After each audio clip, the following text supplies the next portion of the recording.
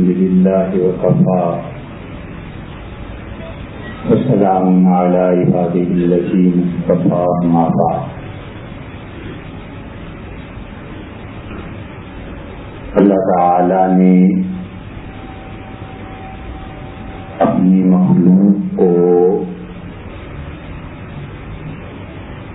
جو دلائل عنایت فرمائے ہیں ان میں سب سے بڑی دلیل خدا کی کتاب ہے.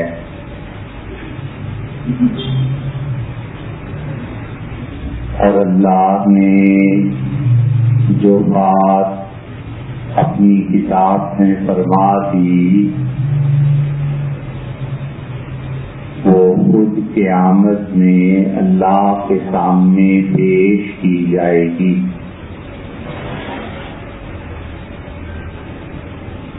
چنانچہ حضرت نوح علیہ السلام کے پاس لوگ جائیں گے اور ان کے متعلق یہ کہیں گے کہ سماک اللہ عبدا شکورا، اللہ نے آپ کا نام بہت شکر کرنے والا بندہ قرآن میں رکھا.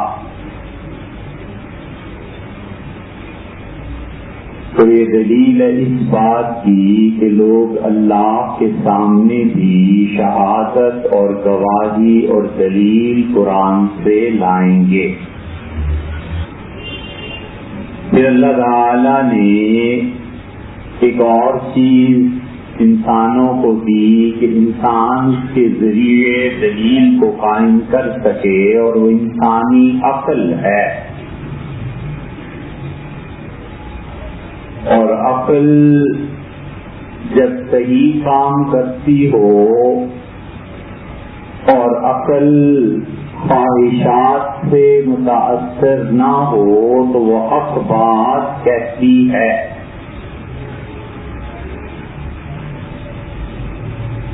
اسی لیے امام ابو حنیفہ رحمۃ اللہ علیہ فرماتے تھے کہ اللہ کی پہچان کے لیے محض عقل کافی ہے.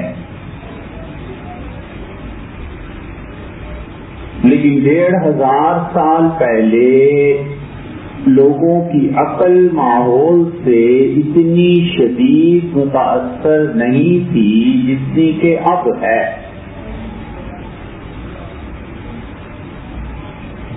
جھوٹ بولتے ہوئے کافر شرماتے تھے،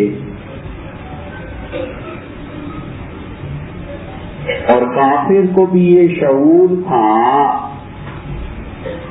کہ معاشرے میں اگر بدنامی ہو گئی تو زندگی گزارنا اجیرن ہے.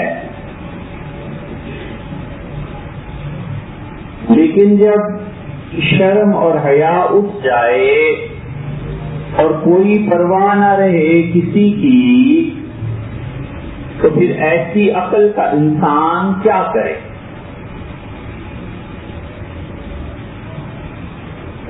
تو اللہ کا خوف، قیامت میں اللہ کے سامنے جواب دہی کا احساس، اور موت اور قبر کا عذاب انسان کو صحیح رکھتا ہے. اور جب یہ سارے خوف ہٹ جائیں اور عقل ان ساری چیزوں کی نفی کر دے تو پھر عقل کو کون سنوارے؟ اس لیے صحیح علم بہت ضروری چیز ہے، اور صحیح علم عقل کی رہنمائی نہ کرے تو پھر نفس انسان کا عقل کی رہنمائی کرتا، اور نفس کی رہنمائی سے جو تباہی مچتی ہے وہ آج کا معاشرہ اس کا گواہ ہے. اور علم کی رہنمائی سے معاشرے میں جو تعمیر ہوتی ہے مسلمانوں کا ماضی اس بات کا گواہ ہے.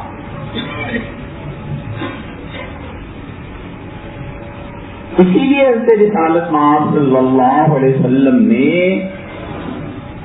لوگوں کو یہ زور دیا کہ وہ علم کو حاصل کریں، حتیٰ کہ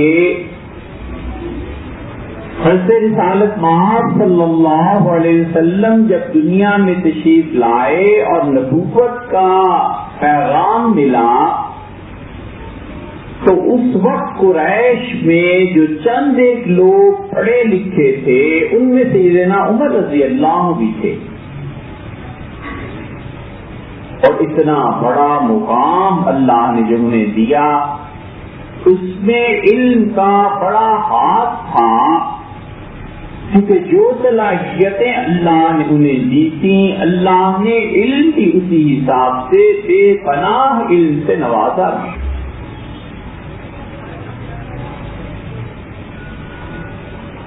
چنانچہ انہوں نے جب اپنے بعد خلافت کا فیصلہ کیا کہ کس کو وہ خلافت دیں گے تو انہوں نے کہا دیکھو حضرت عمر بن العاص رضی اللہ عنہ یہ چاہتے تھے کہ اس کمیٹی میں ان کا بھی نام شامل ہو جائے جن 6 افراد کو سیدنا عمر رضی اللہ عنہ نے منتخب فرمایا تھا، تو آپ نے عمر بن العاص رضی اللہ عنہ کو بلایا اور فرمایا عمر دیکھو جیسے اللہ نے تمہیں پیچھے رکھا ہے نا اور تم نے اسلام دیر میں قبول کیا ہے، اسی طرح بالکل پیچھے رہو، میں کسی قیمت سے تمہیں اس کمیٹی میں شامل نہیں کروں۔ اور پھر کیا عمدہ دلیل انہوں نے دی، انہوں نے کہا جس شخص نے زندگی میں حضور صلی اللہ علیہ وسلم کے خلاف تلوار اٹھائی ہے عمر نے فیصلہ کیا ہے کہ خلافت میں ان کا کوئی حصہ نہیں۔ اور پھر انہوں نے فرمایا وہ لوگ خلافت کی بات کرتے ہیں جنہیں میں نے اپنے ہاتھوں سے مارا ہے اسلام کے خلاف جب وہ لڑ رہے تھے، اور لوگوں فتح مکہ کے موقع پہ جو مسلمان ہوئے ہیں وہ تو وہ رہے، میں نے ان کی اولادوں کو بھی خلافت سے بالکل نہیں رکھا۔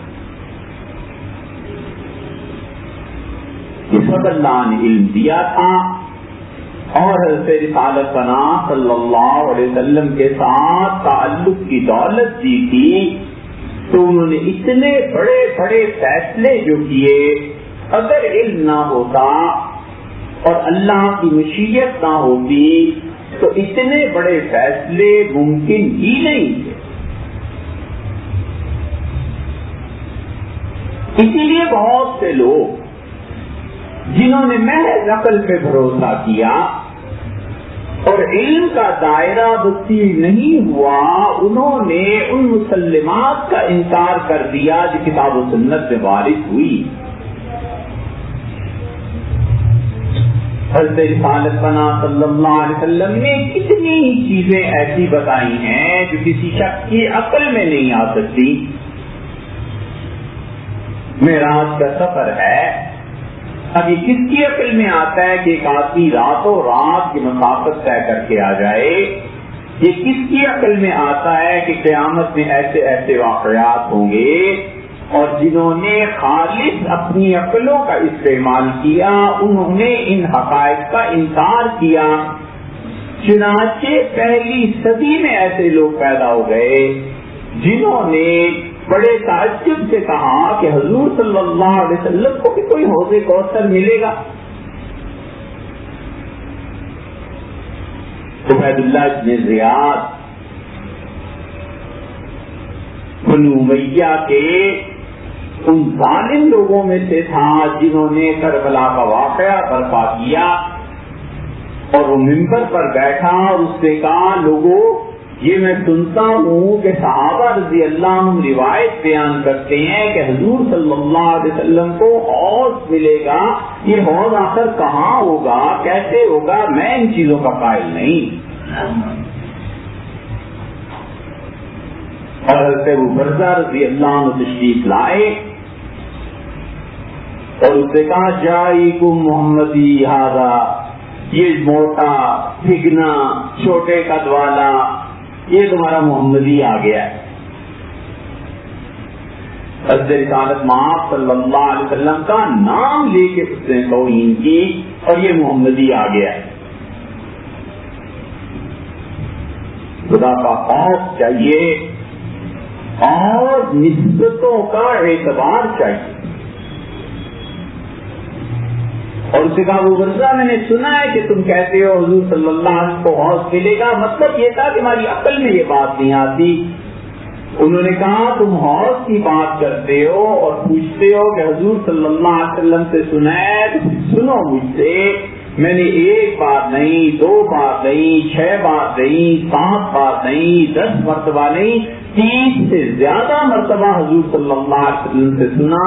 اور آپ نے فرمایا قیامت کے دن ہر شخص کو، ہر نبی علیہ الصلوۃ والسلام مراد ہیں کہ ہر نبی علیہ الصلوۃ والسلام کو اپنا اپنا حوض دیا جائے گا اور اللہ انہیں خوش کر دے گا. اور وہ ہر آدمی یعنی ہر نبی اپنے حوض پہ کھڑے ہوں گے اور ان کے ہاتھ میں عصا ہوگا، لاٹھی ہوگی، سٹک ہوگی چھوٹی سی. اور آپ نے فرمایا وہ اشارہ کریں گے کہ میری امتیوں تو میرے حوض پہ آؤ. اور آپ نے فرمایا تم لوگ دیکھو گے اس دن سب سے زیادہ فخر وہ کرے گا جس کے مہمان سب سے زیادہ ہوں.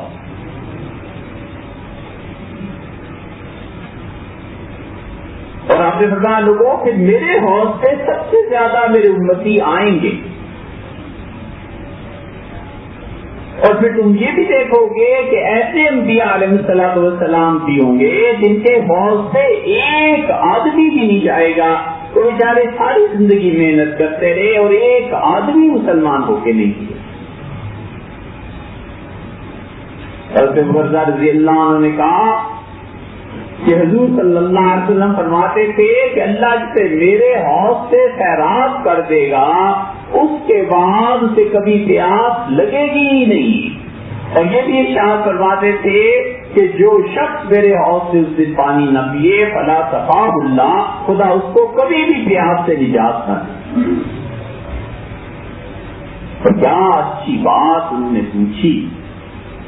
انہوں نے کہا اللہ کے رسول سب سے زیادہ سب سے پہلے آپ کے حوض پہ کون آئے گا، کس کو آپ استقبال دیں گے، کس کو آپ پانی پلائیں گے. حضور صلی اللہ علیہ وسلم نے فرمایا میری امت میں جو جتنا زیادہ پانی کا بندوبست میری امت کے لیے کرے گا سب سے پہلے وہ میرے پاس آئے. یہ حدیث بتاتی ہے کہ آدمی پانی کا بندوبست کرے جتنی اس کی استطاعت ہو. گھر کے لیے استطاعت ہے، گھر کے لیے پانی کا بندوبست کرے.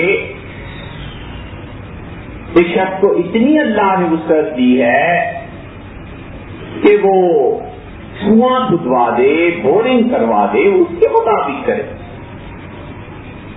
اور شخص ہے ایسا جس کو اللہ نے ایسا عہدہ دیا ہے کہ وہ پورے شہر کے پانی کا بندوبست کر سکتا ہے، وہ کرے. جو ڈیم بنا سکتا ہے وہ بنائے. ارشاد فرمایا جو میری امت کے لیے پانی جتنا زیادہ فراہم کرے گا اسی نسبت سے سب سے پہلے میرے حوض پہ آئے. اب یہ بات حکمرانوں کی سمجھ میں نہیں آتی تھی کہ وہ حوض کیسا ہوگا. تو صحابی رضی اللہ عنہ نے بتا دیا کہ حضور صلی اللہ علیہ وسلم نے اپنے اس حوض کی خبر دی تھی. اور اسی طرح ان لوگوں کو اشکال تھا کہ کیسے رسول اللہ صلی اللہ علیہ وسلم کی شفاعت قیامت میں ہوگی. تو صحابہ رضی اللہ عنہ نے صاف بتایا کہ حضور صلی اللہ علیہ وسلم فرماتے تھے ایسے شفاعت ہوگی، ایسے ہوگی، ایسے ہوگی. اور پھر ایک ایک حدیث بتائی کہ حضور صلی اللہ علیہ وسلم نے فرمایا جو میرے شہر میں آیا مدینہ منورہ اور یہاں کی تکالیف پہ اس سے صبر کیا، میرا وعدہ ہے اس سے کہ قیامت میں اللہ کے ہاں اس کی شفاعت کروں. پھر آپ نے بتایا کہ اہل مکہ میرے پاس آئیں گے، میں ان کی شفاعت کروں گا. پھر فرمایا طائف والے میرے پاس آئیں گے، میں ان کی شفاعت کروں گا. پھر فرمایا میرے اہل بیت، میرا خاندان، سادات میرے پاس آئے گی، میری اولاد، میں اس کی اللہ سے سفارش کر دوں گا. اور آپ نے فرمایا کہ پھر میں اللہ سے کہوں گا کہ اے پروردگار جہنم سے ہر اس شخص کو نکال لے جس کی موت لا الہ الا اللہ پہ ہوئی، اور اللہ مجھ سے کہیں گے کہ بس آپ کی شفاعت اس سے پہلے ہے، یہ میرا کام ہے آگے کا، آپ اس حد تک شفاعت کر سکتے ہیں جس حد تک اجازت ہے۔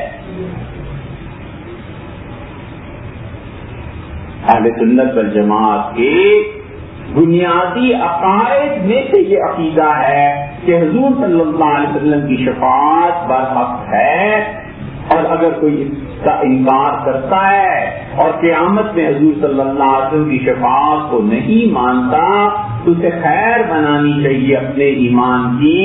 صحابہ کرام رضی اللہ عنہم اتنی کثرت سے یہ روایات کرتے ہیں کہ بڑے بڑے صحابہ کرام رضی اللہ عنہم درخواست کرتے تھے کہ اللہ کے رسول شفاعت میں یاد رکھیں۔ کعب رضی اللہ عنہ حاضر ہوئے اور حضور صلی اللہ علیہ وسلم نے فرمایا میں تمہاری کیا خدمت کر سکتا ہوں؟ کیا اللہ کے رسول قیامت میں آپ کی شفاعت میں حصہ چاہیے۔ حضور صلی اللہ علیہ وسلم نے یقین دلایا کہ انشاءاللہ میں قیامت میں تمہاری شفاعت یقیناً کروں۔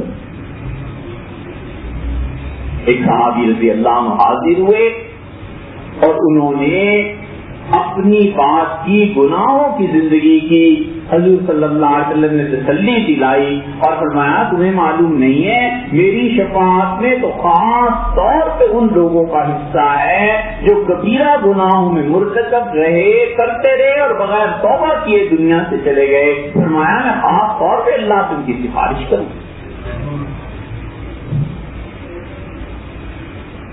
اور اسی لیے حدیث میں آتا ہے، اس حدیث کو کبھی آپ عملی زندگی میں دیکھیے گا،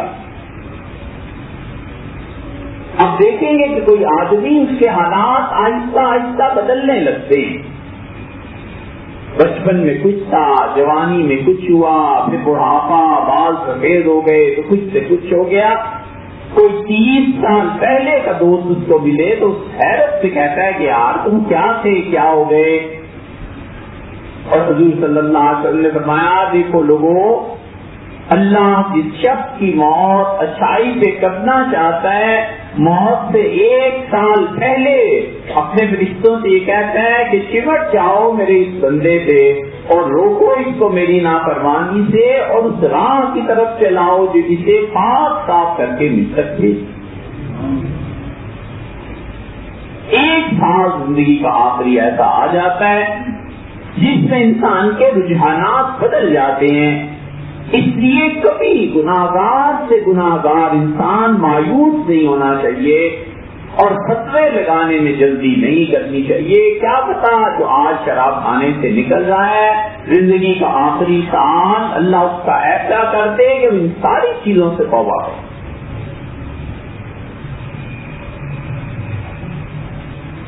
حضرت انس رضی اللہ عنہ کی والدہ آئیں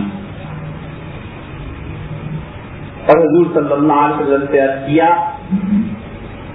کہ اللہ کے رسول میرے بیٹے نے آپ کی بہت خدمت کی ہے، اور انس رضی اللہ عنہ جب ہجرت ہوئی ہے تو 10 سال کے تھے، مدینہ منورہ ہی کے تھے، وہ تو مہاجر صحابہ رضی اللہ عنہ میں نہیں ہے، اور رسول اللہ صلی اللہ علیہ وسلم کے انتقال کے وقت تقریباً 19 برس کے تھے، جوان لڑکے تھے۔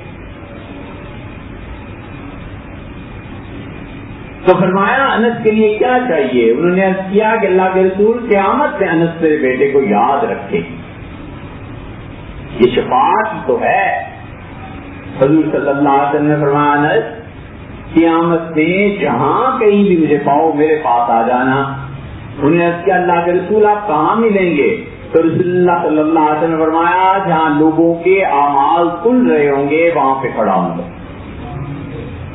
میں نے عرض کیا اگر آپ وہاں نہ ہو تو فرمایا لوگ جب پلسرات کو عبور کریں گے، کراس کریں گے، میں وہاں ہوں گا، وہاں آ جانا۔ میں نے کہا وہاں بھی نہ ہو تو فرمایا میرے حوض پہ آ جانا۔ میں نے کہا وہاں بھی نہ ہو، فرمایا نہیں میں 3 جگہوں کے علاوہ کہیں نہیں جاؤں گا۔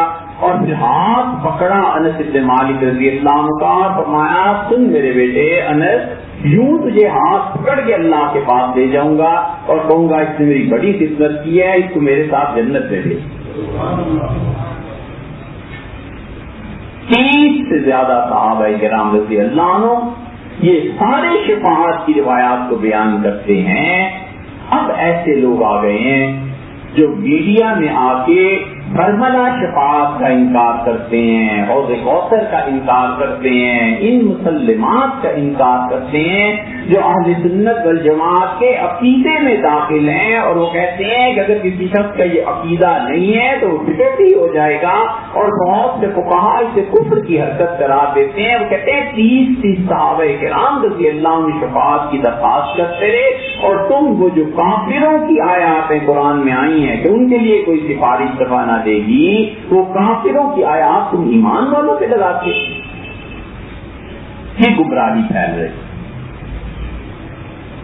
اور بنیادی وجہ یہ ہے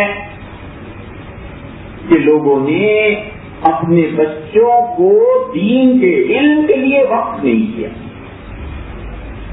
نتیجہ یہ نکلا کہ علماء معاشرے میں تیار نہیں ہوئے، شہروں کے شہر خالی ہو گئے، جہاں جا کر انسان کوئی علم کی بات سنے، عقیدے کی بات سنے، کوئی روایتی قصے ہیں، جھوٹی باتیں ہیں، سیاست ہے، ملکی حالات ہیں، ایسی چیزوں میں دخل دینا ہے جن سے سرے سے زندگی میں کبھی واسطہ ہی نہیں پڑنا، ان چیزوں میں دخل دینا ہے، اور عقیدہ، ایمان، نماز، جو بنیادی چیزیں ہر مسلمان کو آنی چاہیے ہم اس سے غافل ہو۔ اسی لیے حضور صلی اللہ علیہ وسلم سے پوچھا گیا کہ اللہ کے رسول قیامت کی علامات کیا ہیں؟ تو آپ نے فرمایا قیامت کی علامات یہ ہیں کہ تم بے وقوف لوگوں کو دیکھو گے، وہ حکومت کے ان معاملات میں رائے دینے لگیں گے جہاں ان کا کوئی حصہ ہی نہیں۔ اہل علم اٹھ گئے، علماء اٹھ گئے، اور جتنا ٹیلنٹ تھا، اچھے بچے تھے، وہ سب کے سب کسی اور نظام تعلیم کے تحت چلے گئے۔ اب اس کا حل کیا ہے؟